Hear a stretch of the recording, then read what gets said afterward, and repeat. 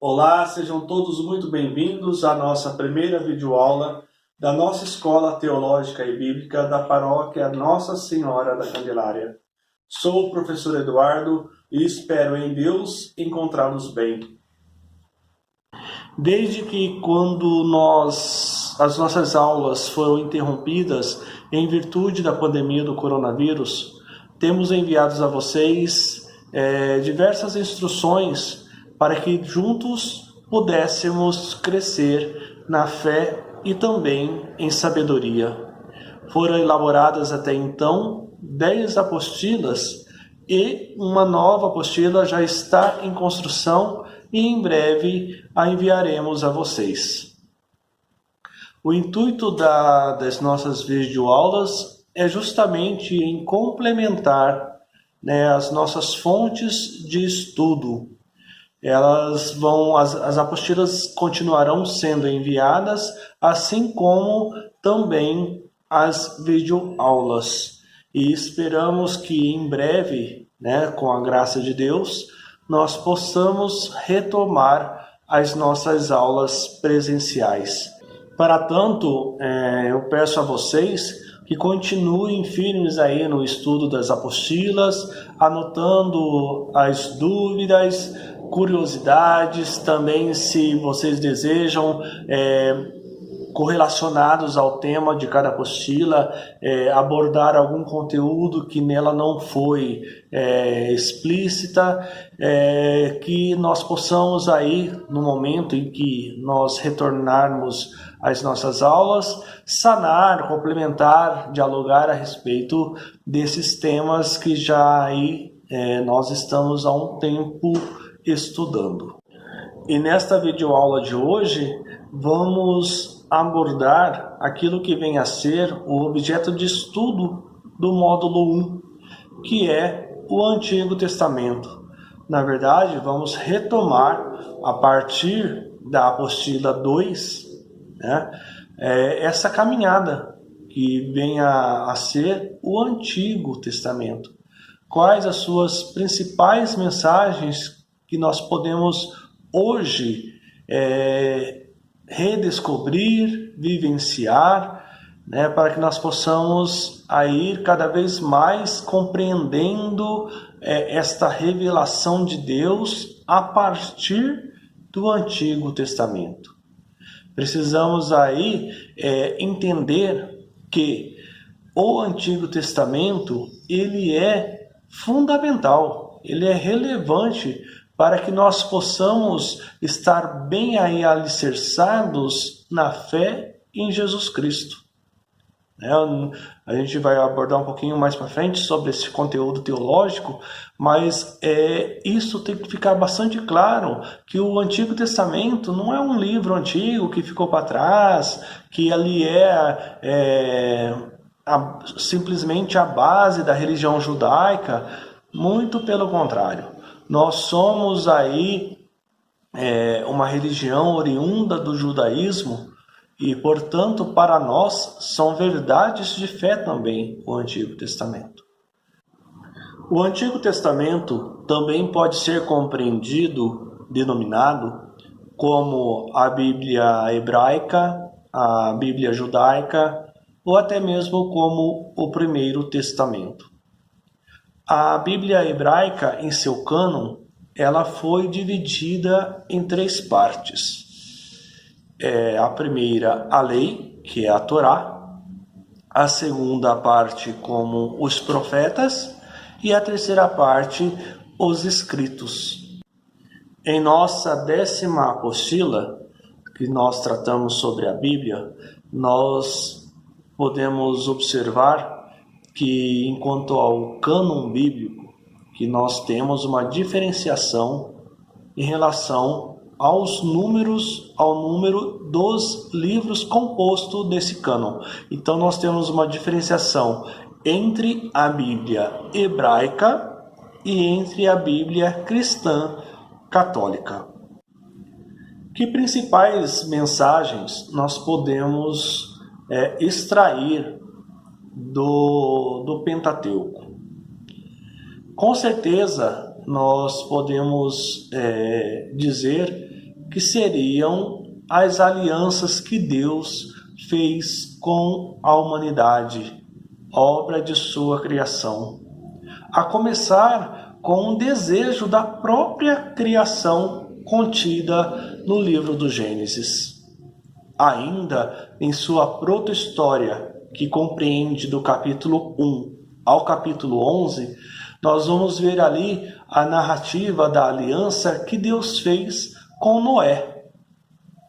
Depois, a partir do capítulo 12 e compreendendo até os 50 capítulos do livro do Gênesis, nós vamos observar as narrativas da aliança, da promessa que Deus faz a Abraão, sobretudo com os seus descendentes da tribo de Isaque e da tribo de Jacó.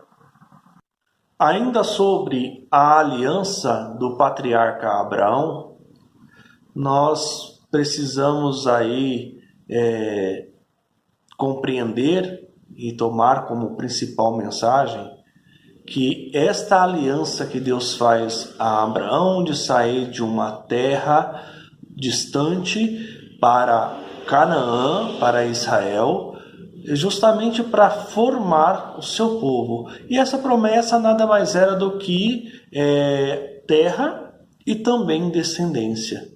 Mas intrínseco a essa história, a essa narrativa, está justamente o desejo de Deus, né, em se revelar para a humanidade num contexto, numa ambientação onde até então, dentre todos os povos existentes até o momento, o culto era politeísta, era um culto de diversos deuses. A criação não tinha aí a percepção, a sabedoria, a ciência do culto a um só Deus, como hoje nós conhecemos.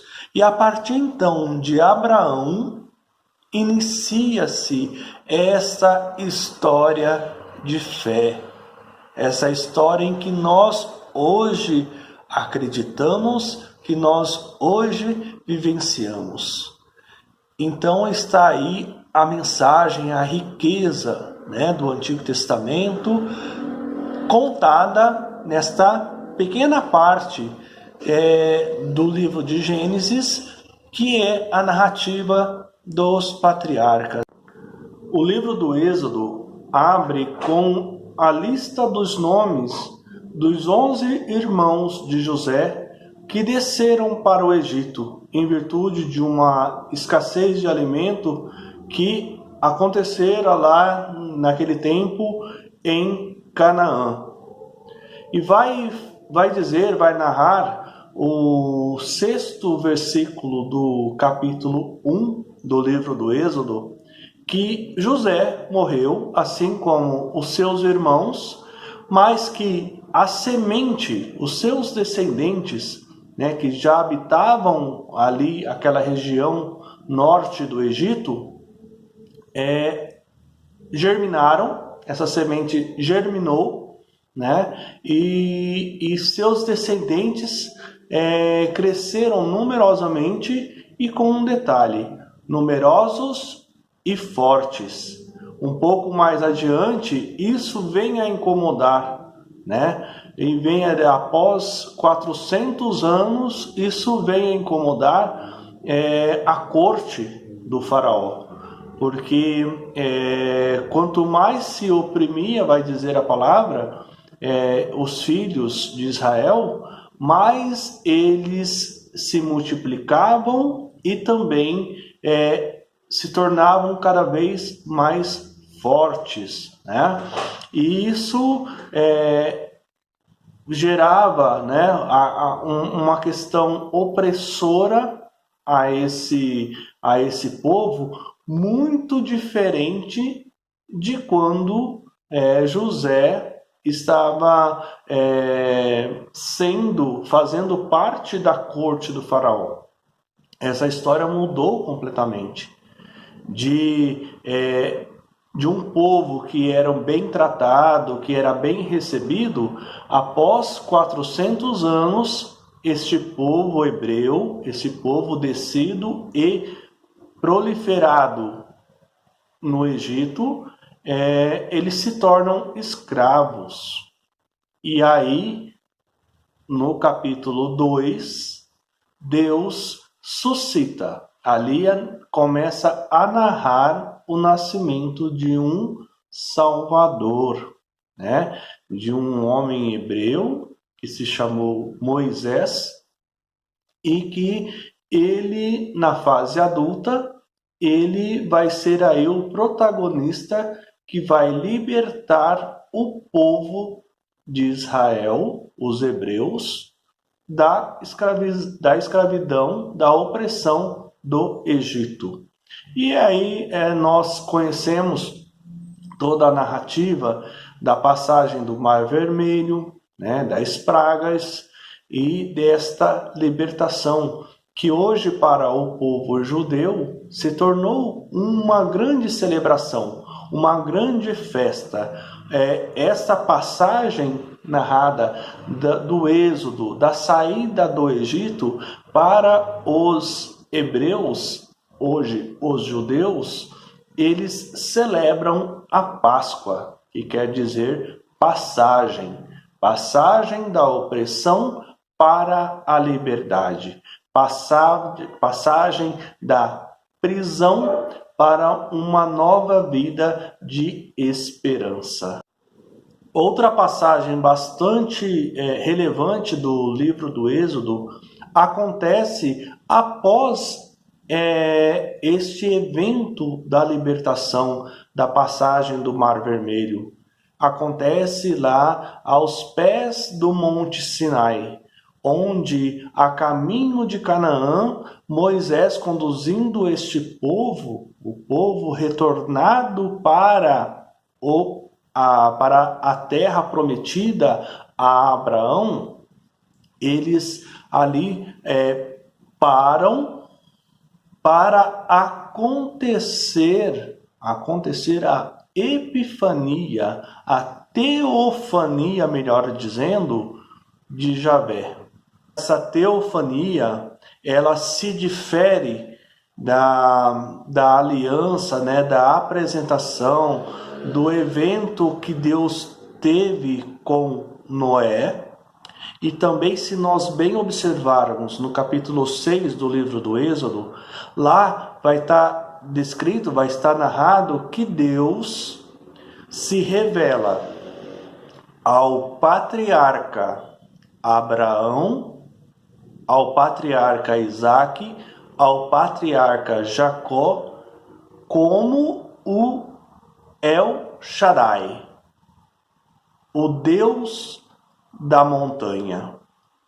O que difere nessa teofania do Sinai com Moisés é uma revelação, um desejo de condução, né, de orientação, de formação de um povo.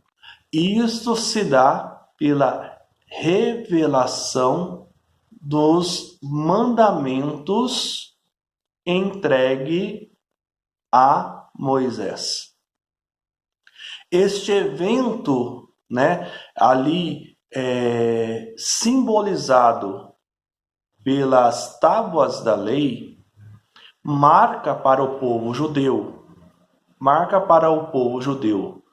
e também hoje a nós, o início de um segmento de fé, o início de um segmento de uma crença neste Deus único.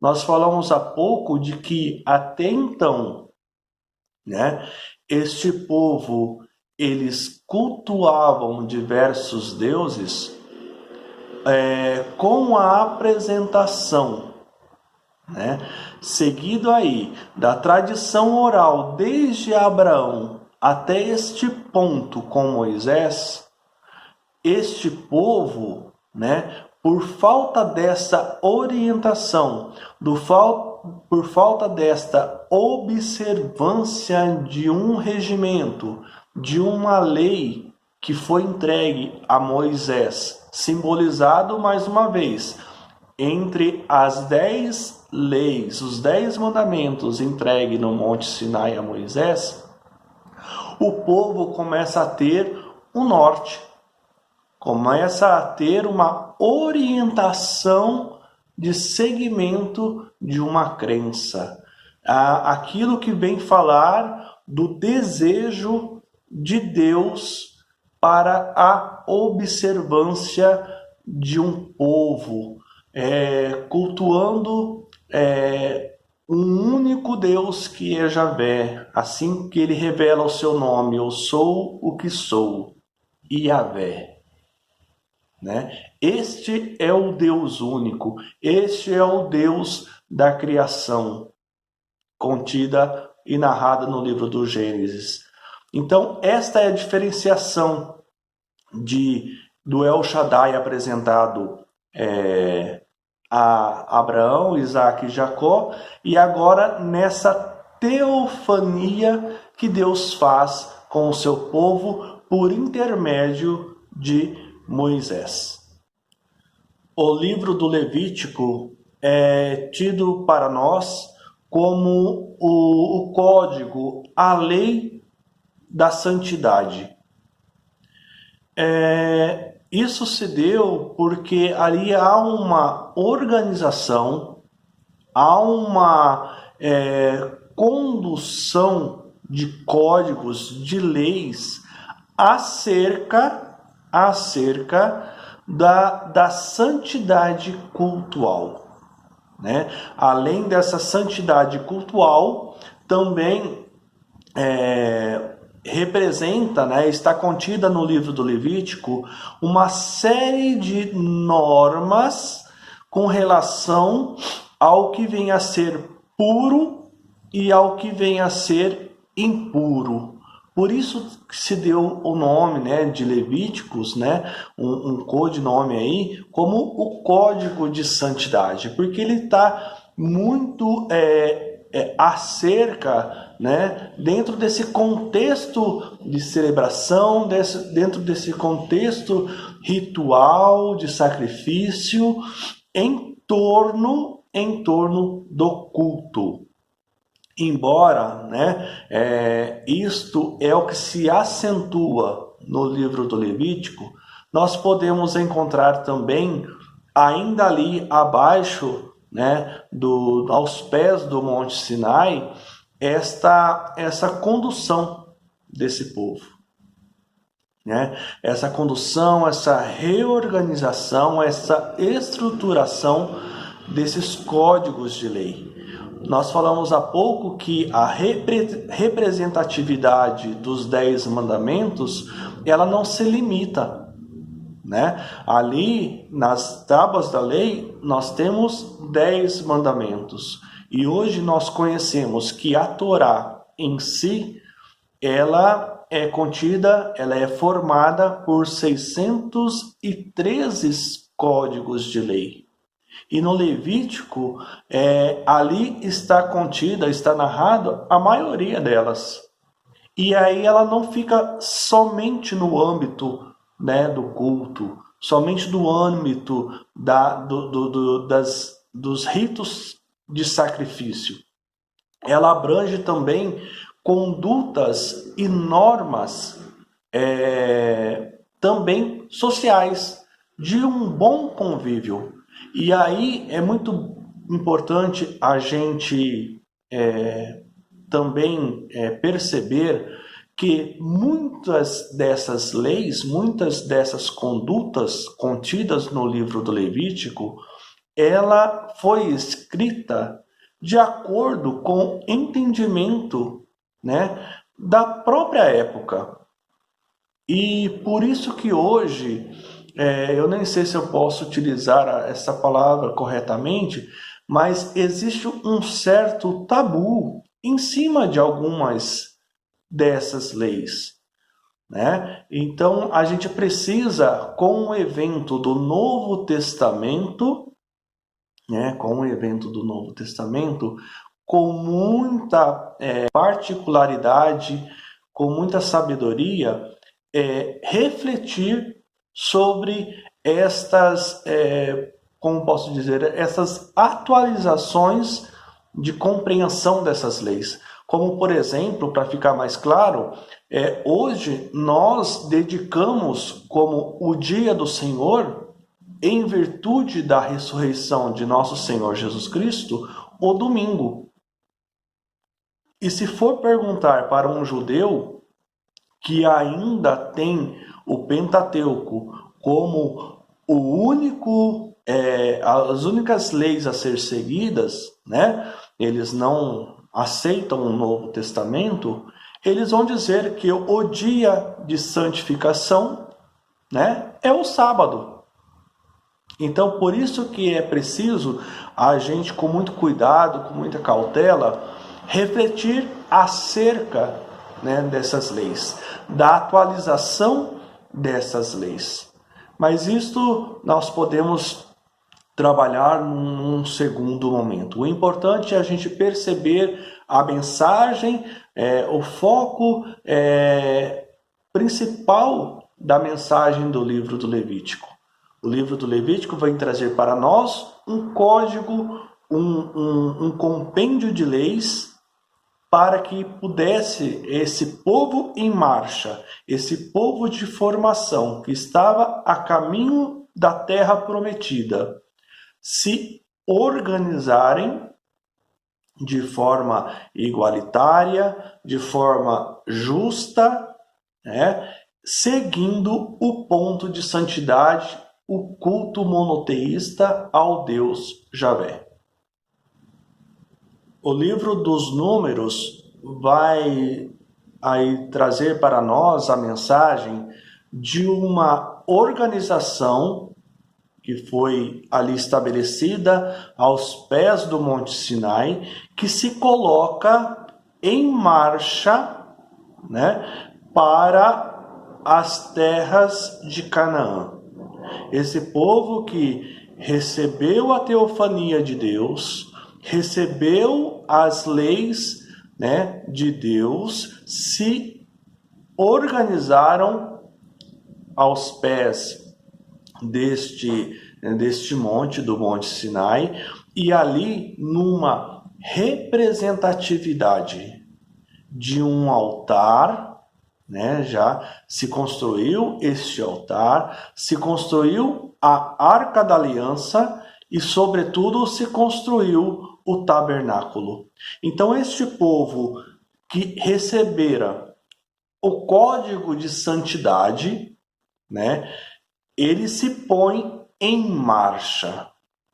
A tradução original do livro dos Números na Bíblia hebraica, ela denomina justamente isso. No deserto, o povo que se coloca em marcha, né? E ali no livro dos Números vai narrar justamente os acontecimentos, né, durante essa travessia de uma geração, né, começada e encabeçada por Moisés e finalizada por Josué.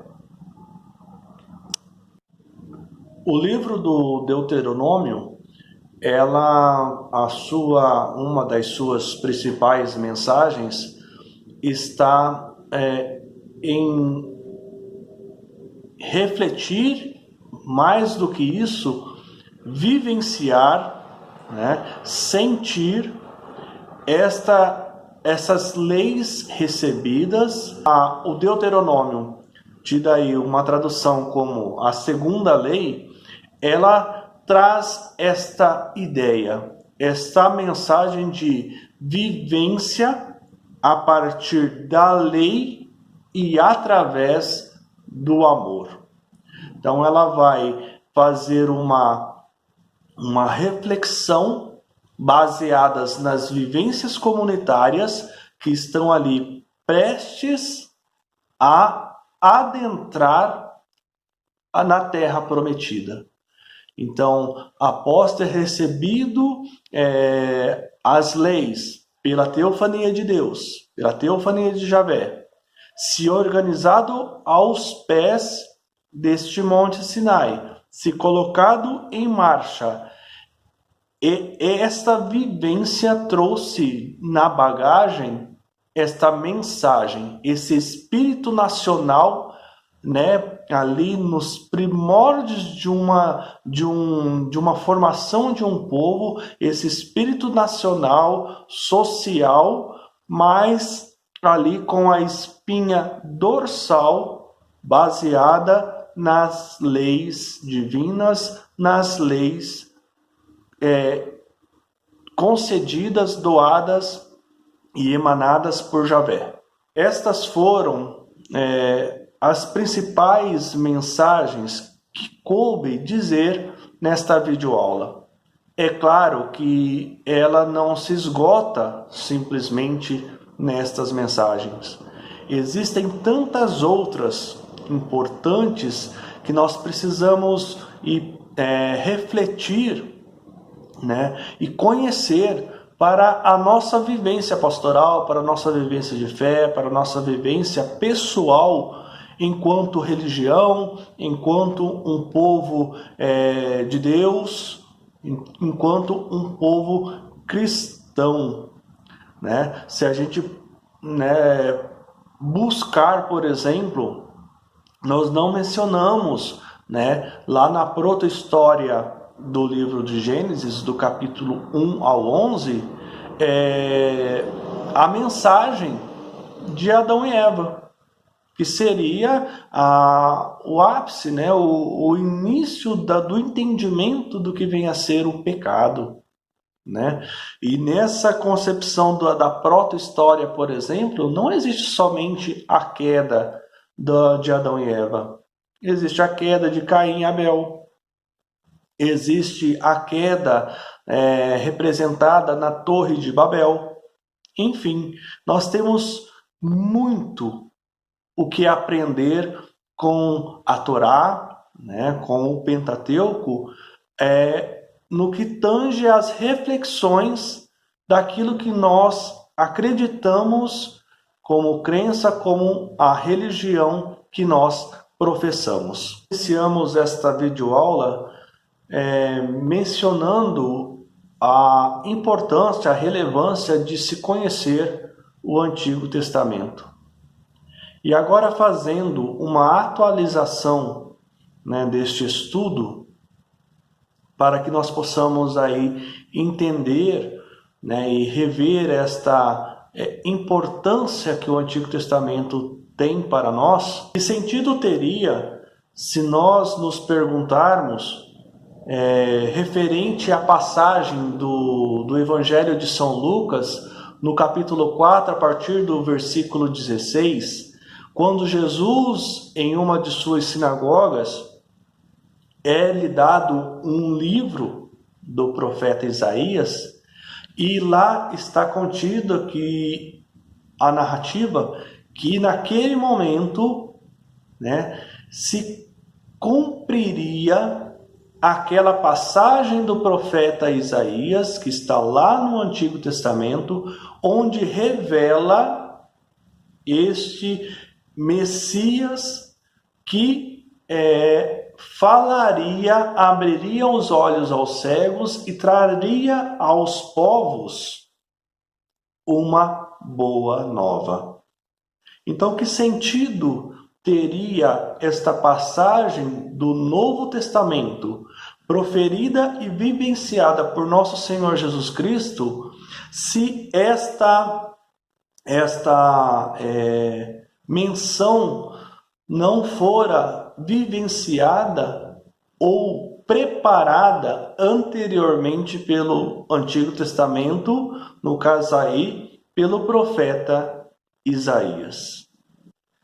O teólogo e sacerdote alemão Erich Zenger, ele nos presenteia com uma de suas reflexões que o Antigo Testamento né? Ele nos contribui, ele tem essa importância para a compreensão de diversas reflexões que nós podemos aí extrair a partir do Novo Testamento. Ele diz que nós podemos hoje conhecer o mistério do Evangelho da Graça, da esperança, da redenção pela cruz de Cristo, justamente pela caminhada de vida destes povos primitivos ali narradas no Antigo Testamento. Ele vai dizer que esses povos eles foram servos de Deus, que num primeiro momento, conforme já dissemos, a partir do Sinai, onde eles recebem estas leis, eles aceitam, eles assumem, eles observam fielmente esta tradição, que primeiramente foi por uma tradição oral, né, e que isso culminou numa tradição escrita, tal qual nós a conhecemos. E, por fim, ele vai completar esta reflexão de que os povos, né, do Antigo Testamento, eles foram sementes, né? Eles foram sementes que no Novo Testamento foram germinadas. Como, por exemplo, se nós refletirmos sobre a criação, né, lá no Gênesis 1, nós vamos encontrar a plenitude de compreensão deste plano de Deus, desse desejo de Deus, da criação da natureza e também da criação da natureza humana, a sua plenitude, né, essa semente lá do Gênesis 1, a plenitude desta compreensão, nós vamos conhecer no Evangelho, no primeiro capítulo do Evangelho de São João, onde isso se completa com a narrativa da encarnação de nosso Senhor Jesus Cristo. Olha que bonito. E para contextualizar, arrematar a nossa videoaula de hoje, busquemos no capítulo 17 do Evangelho de São Mateus a narrativa da transfiguração de nosso Senhor Jesus Cristo. Como que nós poderíamos entender e compreender as 3 tendas que os apóstolos, os discípulos de Jesus, queriam construir naquele monte? Uma tenda para Moisés, uma tenda para Elias e outra tenda para Jesus. Ali no Novo Testamento, né, a mensagem que nós podemos, uma das mensagens que nós podemos extrair desta narrativa é sobre a importância de se conhecer Moisés, que, se traduzindo, refletindo e atualizando esta mensagem, que é aquele que recebeu a lei. Então, Moisés representa a lei. Elias, a tenda de Elias, nós podemos aí atualizar esta mensagem que o Evangelho quer nos transmitir, como tudo aquilo que vivenciou e tudo aquilo que ensinou e que está contida nos livros dos profetas. Elias, que é ali um importante mensageiro, um dos precursores dos profetas que defendeu essa observância da lei.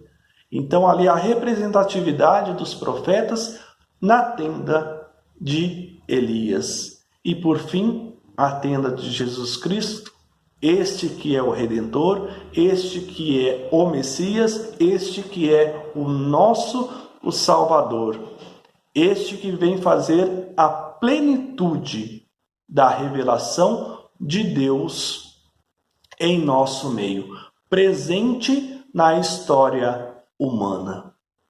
Portanto, queridos amigos e alunos, espero ter contribuído aí com esta primeira videoaula. Peço aí algumas desculpas e algumas considerações a respeito dessa primeira filmagem, e assim nós vamos crescendo na fé, crescendo na amizade e crescendo aí em sabedoria.